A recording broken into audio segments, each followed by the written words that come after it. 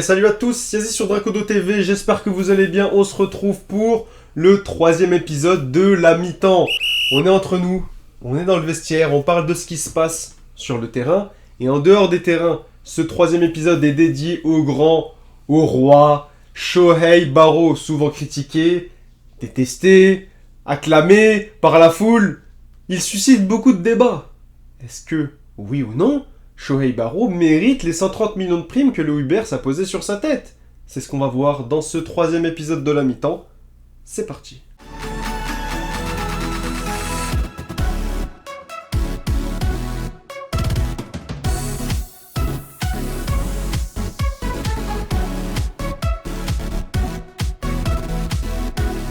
Le personnage de Barrow est assez atypique. À travers toute l'histoire, il est passé par plusieurs phases. L'auteur joue avec lui d'une manière qui est différente que les autres personnages qui, en général, sont sur une pente ascendante. Celle de Barrow est quand même particulière parce que son statut fait qu'il a toujours été considéré au top, était au top sur le terrain, que ce soit en nombre de buts, dans la domination, l'imposition, la mentalité, l'ego et la place qu'il occupe dans une équipe.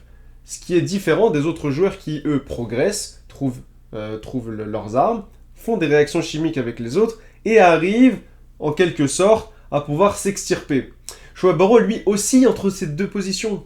La position du mal-aimé et la position du surpuissant, du souverain, du dominateur des terrains. Dès le début du manga, on le voit. Il s'impose dans son équipe, avec un nombre de buts spectaculaires, et il prend littéralement toute la lumière. Ne veut pas faire de passe, veut tout recevoir pour lui.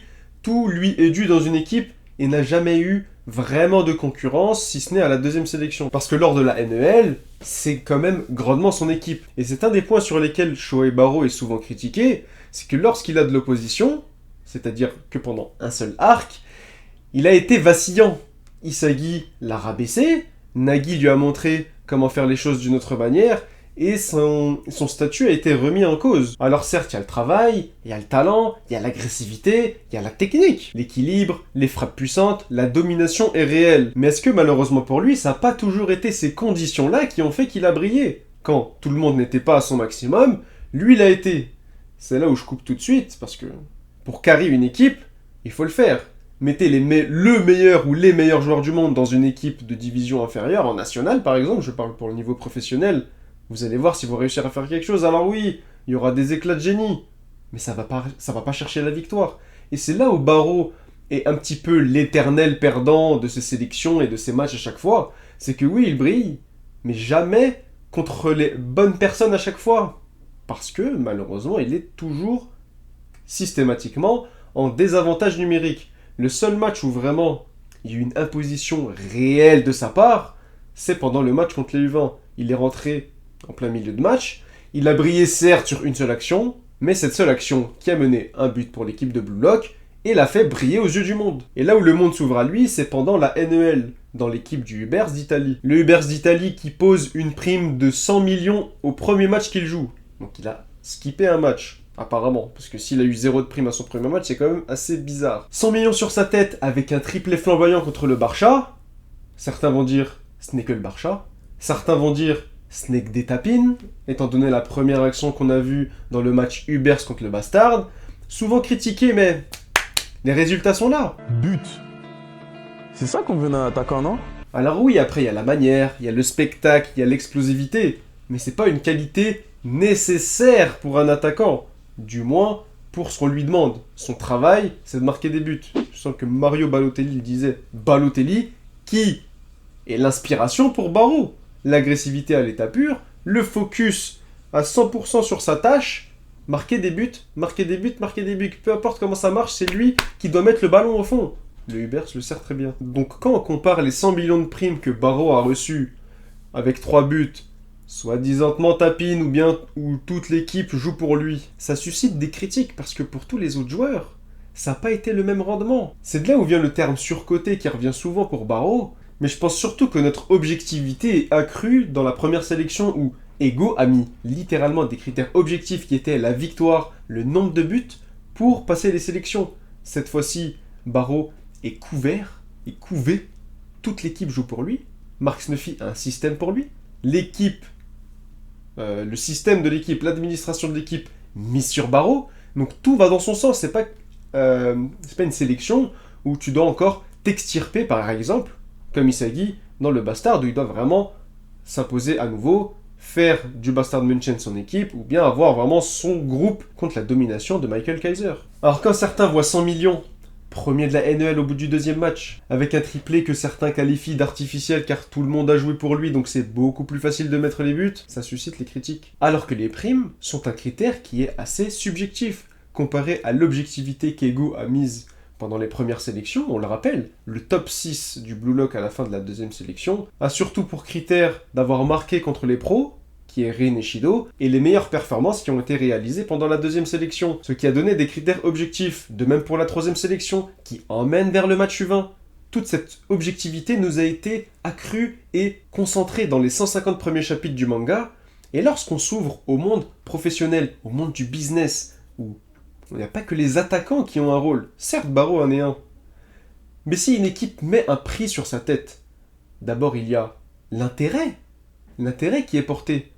Parce que peut-être que 3 buts dans une équipe du Ubers qui, certainement, est en déclin, en galère, ou recherche cette nouvelle pépite, va vouloir à la fois choquer le joueur, choquer le monde, et vouloir sentir qu'ils mettent le prix sur quelque chose qui va leur appartenir. S'ils mettent un prix qui est trop proche de ce qui correspond à la valeur de Barreau sur le marché, disons qu'avec 3 buts, voilà, Barreau, disons par exemple qu'il vaille 60 à 70 millions. Par exemple, si le Ubers met ce prix, peut-être que d'autres vont essayer de s'arracher, veulent un peu plus Barreau que eux, vont mettre 80, 85. Et c'est là où la concurrence peut tenter Shohei Barreau, parce que le Ubers veut vraiment bâtir quelque chose autour de lui. Donc c'est aussi un signe de confiance que de mettre un prix peut-être légèrement supérieur à ce que le marché propose, pour montrer qu'il y a un réel intérêt sur Barreau, que l'équipe veut vraiment travailler avec lui fait confiance et valorise ses buts. Et quand on est valorisé, dans n'importe quelle activité, quand on fait quelque chose et qu'on nous dit merci, qu'on nous dit qu'on a fait du bon travail, que c'est quelque chose d'exceptionnel et qu'on veut continuer à le faire, mais non, pas peut-être, c'est sûr et certain que si tu mets le prix et tu mets les récompenses qui vont avec, et ben la personne va encore plus se dépasser. Et 90% des buts du Ubers ont été marqués par Barreau. Il y a un but fantôme contre le PSG qui n'a pas été marqué par lui, et un but contre le Mannheim qui n'a pas été marqué par Barreau. Ce qui donne 3 buts contre le Barça, 2 buts contre le Bastard, 2 buts contre le Mannheim. Au total, 7 buts sur 9. C'est exceptionnel. L'équipe a vraiment besoin de lui. L'équipe, je parle de système du Ubers d'Italie, a besoin de Shohei Barreau. Ils mettent le prix pour ça. Certes, dans le monde professionnel, il y a certaines fois où tu trouves que les prix sont excessifs pour un joueur, qui ne mérite pas tant que ça. Mais ça montre l'intérêt, ça refroidit aussi les concurrents de vouloir mettre le prix sur lui. Et c'est un signe de gratitude aussi. Alors pour moi, oui, le 100 millions, c'est exceptionnel, c'est flamboyant, mais c'est pas illogique. Parce que si on prend tous les paramètres en compte, il y a des justifications qui les appuient, et le système du Ubers le montre encore plus. Maintenant, on va revenir sur le Barreau-Tapinovski, comme on le disait souvent dans les reviews. D'ailleurs, on est en live chaque semaine avec Silver pour parler des chapitres, le décrypter et imaginer ce qui peut se passer pour la suite. On ferme les parenthèses. Et pour appuyer ce que je viens de dire, 3 buts qui mènent à 100 millions, ensuite un doublé contre l'équipe du Bastard, et typiquement un doublé contre l'équipe du Mannheim. C'est pas dit explicitement, mais c'est quasiment sûr à 99% que c'est Barreau qui les a mis. Donc 4 autres buts qui montent sa prime à 130 millions. C'est-à-dire que la prime de Barreau a volontairement été excessive au début, un peu pour bloquer le personnage. Tu places aux enchères un prix qui est extrêmement élevé d'entrée de jeu pour refroidir tes concurrents. Parce que si tu en mets un prix qui correspond soit un tout petit peu en dessous de sa valeur, soit légèrement au-dessus, mais peut-être que les autres vont vouloir surenchérir et chacun va se monter la tête. Non, moi je vais mettre plus. Non, moi je vais mettre plus. Ainsi de suite, ainsi de suite. Alors que là, ils ont voulu sécuriser Barreau avec une offre choc, entre guillemets, en plus, en yens, 100, voilà, c'était un peu le cap à passer, alors que tout le monde avait des primes de 30, 50, il y avait des primes à 7 chiffres, 7, 8 chiffres. Là, Barreau sort avec les 9 chiffres, 100 millions. Et seulement, entre guillemets, 30 millions de plus pour 4 buts de plus, et une explosion. Et faire sortir Snuffy de sa pseudo-retraite pour rejouer au football. Il y a tout ça qui rentre dans seulement 30 millions.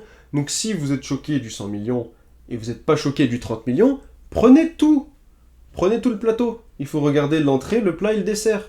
On ne peut pas seulement se contenter de l'entrée. Tu ne peux pas juger le restaurant à l'entrée. Il faut que tu finisses, que tu aies l'addition devant toi, et là, quand tu as l'addition, tu peux payer. Tu peux pas juger le prix du menu buffet à l'entrée. Et je rappelle qu'une équipe bien organisée qui joue autour de l'attaquant est la mentalité égoïste qu'Ego avait prônée au début du manga.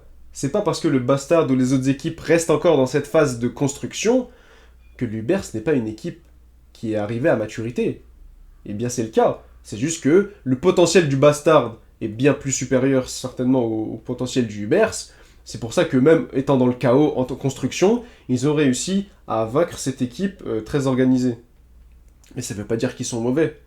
C'est pas parce que c'est du foot traditionnel et qu'on est dans Blue Lock que c'est une mauvaise équipe. Vous verrez, j'en suis sûr et certain, que pendant la campagne professionnelle de Barreau, au Ubers, il va faire des ravages. Ça va se voir. Et ça veut pas dire qu'il est mauvais, que c'est des tapines ou qu'il suit plus la mentalité Blue Lock. Cette fois-ci, il a imposé son ego. Isagi est en train de le faire dans le match contre le PSG avec le Bastard. Il dit que maintenant c'est son équipe, il a tous les joueurs qui jouent pour lui. J'espère que ceux qui critiquent l'aspect collectif du Ubers qui joue pour Barreau critiquent aussi celui d'Isagi. Parce qu'on ne peut pas avoir deux poids deux mesures. Vous voyez où je veux en venir? Donc à mon avis, c'est que la prime de Barreau, à mon avis, est complètement cohérente. Évidemment, il faut voir tout l'arc. J'ai fait cette vidéo à la fin des matchs du Ubers. Je ne l'ai pas faite à la première, je ne l'ai pas faite au tout début. J'attendais de voir quel a été le développement du début jusqu'à la fin de Shohei Barreau, de la NEL, du Ubers, comment l'équipe fonctionne, les maîtres attaquants, son avenir dans le monde professionnel, avant de me prononcer. Et c'est la conclusion que j'en tire. Certains seront contents, pas contents, c'est un travailleur pour rien, il met plus de buts exceptionnels. Moi je dirais non. Parce que l'explosion de hargne et d'ego qu'il a pendant le match contre le Bastard traduit réellement la mentalité de Barreau. Si ça marche sans, s'il peut, entre guillemets, se reposer sur ses joueurs pour gagner, il le fait entre guillemets volontiers, mais quand il voit que ça marche pas, il y a le déclencheur, il y a le nitro, on pousse le power-up jusqu'au bout, et Barreau fait valoir son ego, il le dit. Lui, il veut le chaos, et il cherche des matchs à ce niveau.